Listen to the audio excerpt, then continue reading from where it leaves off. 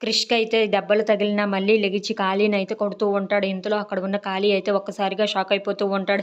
ఏంటి వీడిని ఎంత కొట్టినా సరే మళ్ళీ లెగిచాడా అని చెప్పేసి అయితే అనుకుంటూ ఉంటాడు. ఇంతలో అక్కడ ఉన్న కాళీ అయితే కిందన పడేసి గట్టిగా కొడుతూ ఉంటాడు. ఇంతలో అక్కడ ఉన్న క్రిష్ అయితే "రేయ్! నువ్వు నా సత్య జోలికి వస్తే నేనేం చేస్తానో నాకు తెలీదు. సత్య నా ప్రాణం. నేను తనని ఎంతగా ప్రేమించానో కూడా నీకు తెలుసు. నువ్వు కానీ సత్య జోలికి గానీ, తన ఫ్యామిలీ జోలికి గానీ వస్తే నిన్ను చంపేస్తానురా" అని చెప్పేసి అయితే గట్టిగా వార్నింగ్ అయితే ఇస్తూ ఉంటాడు.